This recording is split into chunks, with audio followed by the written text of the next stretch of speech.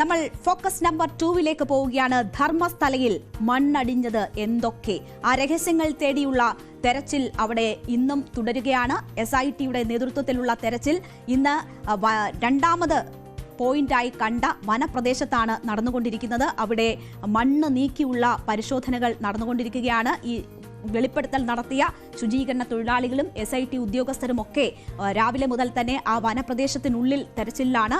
അവിടെ വനപ്രദേശമായതുകൊണ്ട് തന്നെ ഈ മണ്ണുമാന്തി യന്ത്രങ്ങൾ ഉപയോഗിച്ചുകൊണ്ടുള്ള തെരച്ചിലിന് പരിമിതികളുണ്ട്. പക്ഷേ സാധ്യമായ തരത്തിലൊക്കെ അവിടെ തെരച്ചിൽ പുരോഗമിക്കുന്നു. ഇന്നലെ നദീതീരത്തായിരുന്നു ആദ്യ കണ്ടെത്തിയ പോയിന്റുകളിലെ തെരച്ചിൽ നടന്നത്.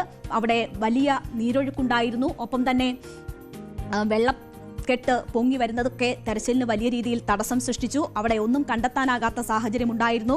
ഈ കരയൊക്കെ നദിയെടുത്ത സാഹചര്യങ്ങൾ പല ഘട്ടത്തിലും ഉണ്ടായിരുന്നു. അതുകൊണ്ട് തന്നെ അവിടെ നിന്ന് മാറി വനപ്രദേശത്ത് ഇന്ന് തെരച്ചിൽ നടത്തുകയായിരുന്നു. പക്ഷേ ഉച്ചവരെയുള്ള തെരച്ചിലിൽ യാതൊന്നും കണ്ടെത്താനായിട്ടില്ല എന്ന ഒരു സാഹചര്യമാണ് ഉള്ളത്. തെരച്ചിൽ അവിടെ തുടരുകയാണ്.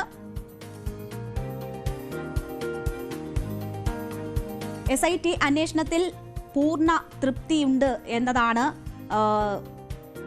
മനസ്സിലാകുന്നത്. കാരണം SITയുടെ നിലപാട് ഈ വിഷയവുമായി ബന്ധപ്പെട്ട് ഈ ശുചീകരണ തൊഴിലാളി വെളിപ്പെടുത്തൽ നടത്തിയ ശുചീകരണ തൊഴിലാളി ഏതൊക്കെ സ്ഥലങ്ങൾ പറയുന്നു, അവിടെ എത്ര ആഴത്തിൽ എങ്ങനെയൊക്കെ പരിശോധിക്കണമെന്ന് പറയുന്നു, ആ നിലയിലൊക്കെ പരിശോധന നടത്തും എന്ന ഒരു നിലപാടാണ് SIT ഇതുമായി ബന്ധപ്പെട്ട് സ്വീകരിച്ചിട്ടുള്ളത്. നമുക്ക് 2 പ്രതികരണങ്ങൾ ഇതുമായി ബന്ധപ്പെട്ട് ലഭ്യമായിട്ടുണ്ട്. അത് ഒന്ന്, +2 വിദ്യാർത്ഥിനിയുടെ മരണവുമായി ബന്ധപ്പെട്ട് ഇപ്പോൾ ഈ ആരോപണങ്ങൾ ഉയർന്നപ്പോൾ വലിയ രീതിയിലുള്ള പ്രതികരണങ്ങൾ ഉണ്ടായിട്ടുണ്ട്. ഏതാണ്ട് വർഷങ്ങൾക്ക് മുൻപ് നടന്ന സംഭവമാണ്. അപ്പോൾ സൗജന്യയുടെ മരണവും ഇതുമായി കൂട്ടിക്കെട്ടിയുള്ള ചർച്ചകൾ നടന്നിരുന്നു. ഇപ്പോൾ സൗജന്യയുടെ അമ്മ പറയുകയാണ്, ഈ ഇപ്പോൾ നടക്കുന്ന SIT അന്വേഷണത്തിൽ തങ്ങൾക്ക് തൃപ്തിയാണ് ഉള്ളതെന്നാണ് അവർ പറഞ്ഞത്. ആ പ്രതികരണം കണ്ടിട്ട് തിരിച്ചെത്താം. SIT ತನಿಖೆಗೆ ಕಳಿಸಿದಂತ ನನಗೆ ಸಂತೋಷ ಆಗಿದೆ.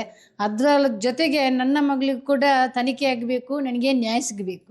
ಇಲ್ಲಿ ಆದಂಥ ಎಷ್ಟು ವರ್ಷದಿಂದ ಆದಂಥ ಮಕ್ಕಳ ಅತ್ಯಾಚಾರ ಮಾಡಿ ಕೊಲೆ ಮಾಡಿದಂಥ ಮಕ್ಕಳಿಗೆ ಕೂಡ ಇದರಲ್ಲಿ ನ್ಯಾಯ ಸಿಗಬೇಕು. ಅದರ ಜೊತೆಗೆ ನನ್ನ ಮಗಳಿಗೆ ಕೂಡ ನ್ಯಾಯ ಸಿಗಬೇಕು. ಇದು ತನಿಖೆ ಮಗಳದು ಕೂಡ ತನಿಖೆ ಆಗಬೇಕಂತ ನಾನು ಇವತ್ತು ಕೇಳ್ತಾ ಇದ್ದೀನಿ. SIT ತನಿಖೆಗೆ അനീതിക്കെതിരെ എല്ലാവരും ഒരുമിച്ച് നിന്ന് പോരാടണം എന്നതാണ് ആക്ഷൻ കമ്മിറ്റി പ്രതിനിധി ന്യൂസ് 18നോട് പ്രതികരിച്ചത്. ಧರ್ಮಸ್ಥಳ ರಿಪಬ್ಲಿಕನ್ ಧರ್ಮಸ್ಥಳ ಏನಾ ಭಾರತದ ಒಳಗೆ ಇಲ್ಲ, ಅದು ಭಾರತ ದೇಶದ ಒಳಗೆ ಇಲ್ಲ, ಅದು ಬೇರೆ ದೇಶ. ಅದು ಅದಕ್ಕೆ ಕಾನೂನೇ ಬೇರೆ, ಅದಕ್ಕೆ ಪೊಲೀಸ್ ಇಲಾಖೆಯೇ ಬೇರೆ, ಅದಕ್ಕೆ ರಾಜ್ಯಕ್ಕೆ ವ್ಯವಸ್ಥೆ ಬೇರೆ.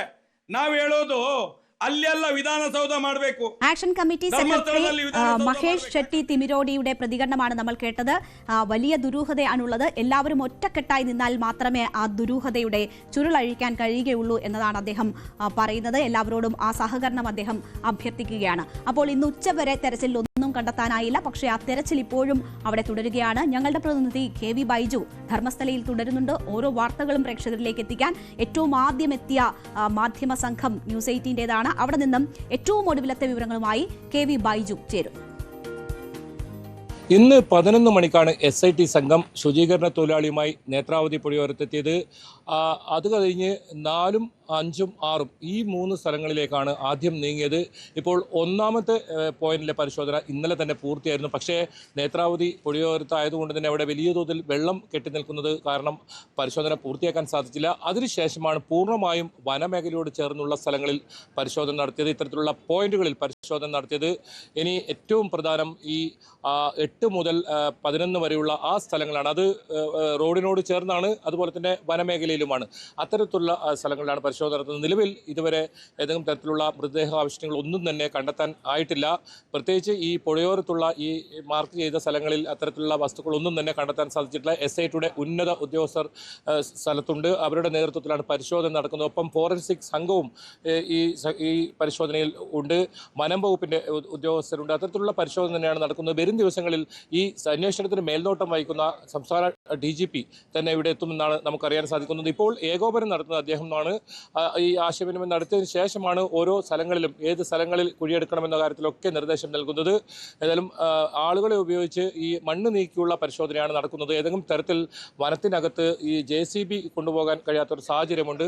അതുകൊണ്ട് തന്നെ ആളുകളുടെ നേതൃത്വത്തിൽ ഇത്തരത്തിൽ മണ്ണ് നീക്കിയുള്ള പരിശോധനയാണ് നടക്കുന്നത്. മൂന്നാമത്തെ പോയിന്റിൽ 3 അടി വരെ കുഴിച്ചു, പക്ഷേ അവിടെ കണ്ടെത്താനായില്ല. ഇനിയിപ്പോൾ മറ്റ് ഇടങ്ങളിലുള്ള പരിശോധനയും ഇന്ന് തന്നെ നടക്കും. ശുചീകരണ തൊഴിലാളി ഇവിടെ തന്നെയുണ്ട്. രാവിലെ വലിയ സുരക്ഷാ സന്നാഹത്തോടു കൂടിയാണ് അദ്ദേഹത്തെ ഇവിടെ കൊണ്ടുവന്നത്. നമുക്ക് മനസ്സിലാക്കാൻ സാധിക്കുന്നത് അദ്ദേഹത്തെ പൂർണ്ണമായും SIT വിശ്വാസത്തിലെടുത്ത് അത്തരത്തിലുള്ളൊരു പരിശോധന തന്നെയാണ് ഇപ്പോൾ മുന്നോട്ട് പോകുന്നത്. അദ്ദേഹം പറഞ്ഞത് ഈ പ്രദേശങ്ങളിൽ വലിയ നിർമ്മിതി ഇതിന് ശേഷമുണ്ടായി. ഈ 15 വർഷത്തിനിടയിൽ വലിയ മാറ്റങ്ങളുണ്ടായി. ഞാനിപ്പോൾ നിൽക്കുന്നത് സ്നാനഘട്ട എന്ന് അറിയപ്പെടുന്ന നേത്രാവതി പുഴയോരത്തെ ആ സ്ഥലത്താണ്. ഇവിടെ ധാരാളം ആളുകൾ ഈ ഒരു സംഭവം അറിഞ്ഞ് ഇവിടെ എത്തിയിട്ടുണ്ട്. എന്നാലും ഈ സ്ഥലങ്ങളിൽ വലിയ നിർമ്മിതി നടന്നിട്ടുണ്ട്. അതുകൊണ്ട് തന്നെ ഈ ഭാഗങ്ങളിൽ കണ്ടെത്താൻ ബുദ്ധിമുട്ടാണെന്ന കാര്യം അദ്ദേഹം പറയുന്നു. പക്ഷേ വനമേഖലയിൽ അങ്ങനെയല്ല. ഏതെങ്കിലും തരത്തിൽ ഒരു നിർമ്മിതിയും കഴിഞ്ഞ 15 വർഷത്തിനിടയിൽ നടന്നിട്ടില്ല. അതുകൊണ്ട് തന്നെ ആ മേഖലയിൽ നിന്നും ഇത്തരത്തിൽ മൃതദേഹാവശിഷ്ടങ്ങൾ കണ്ടെത്താൻ കഴിയുമെന്നാണ് അദ്ദേഹം പറയുന്നത്. ഈ 13ാം പോയിന്റാണ് ഏറ്റവും ഒടുവിലായി ഇപ്പോൾ മാർക്ക് ചെയ്തിട്ടുള്ളത്. പക്ഷേ ആ 13ാം പോയിന്റിലും ഇതേ സാഹചര്യമുണ്ട്. അവിടെ റോഡാണ്. റോഡിന് ഒരുപാട് നിർമ്മാണ പ്രവൃത്തികൾ അവിടെ നടന്നിട്ടുണ്ട്. അതുകൊണ്ട് ഒരുപക്ഷെ മണ്ണുകൾ അവിടെ കൂടുതലുണ്ടാകാം.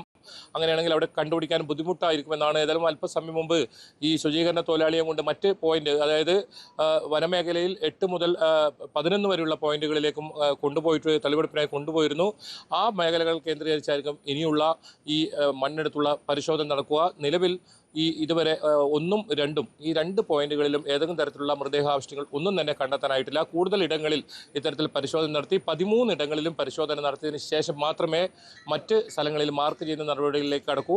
ഈ ഇദ്ദേഹത്തെ പൂർണ്ണമായും വിശ്വാസത്തിലെടുത്തുകൊണ്ടാണ് SIT ഇപ്പോഴും ഈ ഒരു പരിശോധന മുന്നോട്ട് കൊണ്ടുപോകുന്നത്. ശക്തമായ പോലീസ് സന്നാഹമാണ് ഈ ഒരു നേത്രാവതി പുഴയോരത്ത് ഒക്കെയുള്ളത്. എന്നാലും വരും മണിക്കൂറുകളും ധർമ്മസ്ഥലയെ സംബന്ധിച്ചിടത്തോളം ഏറെ നിർണായകം തന്നെ.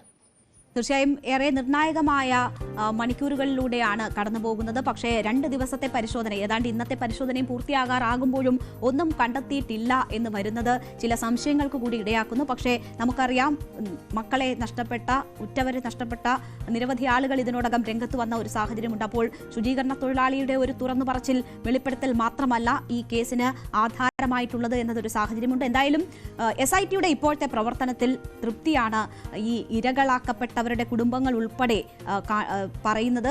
നമുക്ക് ഫീൽഡിൽ നിന്ന് ലഭിക്കുന്ന വിവരവും KV ബൈജു ഉൾപ്പെടെ ആ പരിശോധനകളൊക്കെ നേരിട്ട് കാണുന്നവരാണ്. SIT ഈ ശുചീകരണ തൊഴിലാളികൾ പറയുന്ന ഓരോ ഇടവും കൃത്യമായി പരിശോധിക്കുന്നുണ്ട് എന്നത് വളരെ വ്യക്തമാണ്. അത് ശുചീകരണ തൊഴിലാളിക്ക് തൃപ്തി വരുന്നത് വരെ ചെയ്യുന്നതിൽ ഞങ്ങൾക്ക് ഒരു മടിയുമില്ല എന്ന് SIT തന്നെ തുറന്നു പറയുന്ന ഒരു സാഹചര്യവും ഉണ്ടായിരിക്കുന്നു. എന്തായാലും ദുരൂഹതകൾ തേടിയുള്ള തെരച്ചിൽ, അവിടെ മണ്ണെടുത്തുള്ള തെരച്ചിൽ അവിടെ തുടരുക തന്നെയാണ്.